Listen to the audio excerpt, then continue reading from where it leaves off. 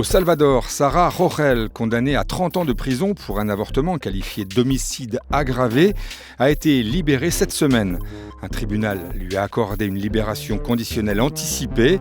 Sara Rogel, 28 ans, est donc libre après 9 ans passés à la prison pour femmes de Zacatecoluca, à une cinquantaine de kilomètres au sud-est de San Salvador. Fue algo muy difícil porque un accidente le dio vuelta a mi vida de una manera muy grande. Yo amaba a mi bebé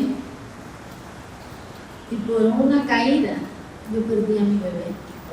Yo tenía todo lo que una madre deseaba tener una bebé. Les événements qui l'ont conduite en prison se sont produits en 2012. Alors étudiante et âgée de 20 ans, Sara Rogel était enceinte de 8 mois.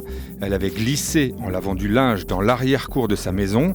Sa famille l'avait retrouvée inconsciente et amenée à l'hôpital de la ville de Cojutepeque, où on l'avait soupçonnée d'avoir pratiqué un avortement. Elle avait aussitôt été emprisonnée.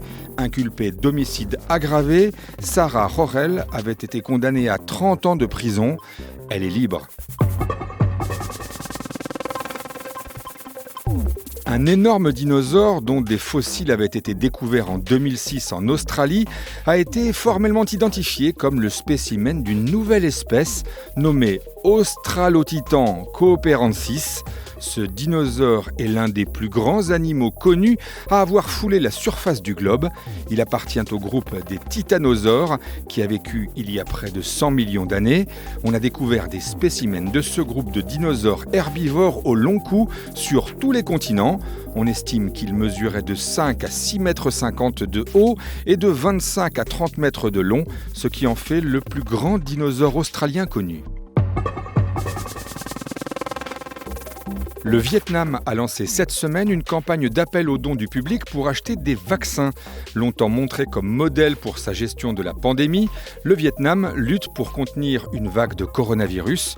Le pays communiste, qui compte près de 100 millions d'habitants, a vacciné à peine plus d'1 million de ses concitoyens et les autorités s'inquiètent d'une vague de contamination en cours depuis plus d'1 mois. Depuis la semaine dernière, les Vietnamiens ont reçu jusqu'à 3 SMS les exhortant à contribuer à un fonds pour le vaccin anti-Covid-19, tandis que les fonctionnaires ont été encouragés à donner une journée de salaire.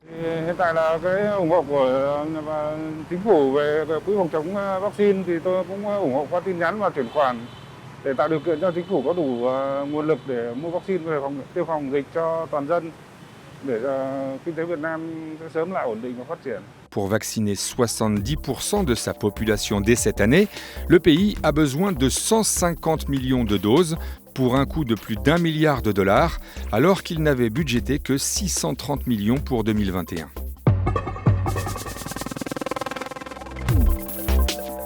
Si vous voulez prendre l'air après le confinement, c'est sans doute là-bas qu'il faut aller, au mont Brento, près du lac de Garde, dans le nord de l'Italie. L'endroit idéal pour se jeter en l'air plutôt. Le mont Brento est l'une des falaises de base jumping les plus connues au monde, avec son mur de 1000 mètres de haut. Le site accueille chaque année des milliers de sauteurs du monde entier. Les environs du mont Brento, ses hautes montagnes et ses parois calcaires verticales sont considérés comme un paradis pour le base jumping e lo wingsuiting. Allora, la sensazione è speciale, è una sensazione molto intensa ed è una sensazione unica, perché in pochi secondi vivi una storia, vivi un momento, vivi la vita. Le rat le plus célèbre du Cambodge vient de prendre sa retraite. Magawa, un rat africain géant originaire de Tanzanie, va enfin pouvoir se reposer après avoir contribué à sauver des vies en détectant des mines au Cambodge. Il avait même été officiellement décoré pour sa bravoure. Il commence à être un peu fatigué, a expliqué Michael Ayman, responsable du programme de déminage au Cambodge de l'ONG belge Apopo.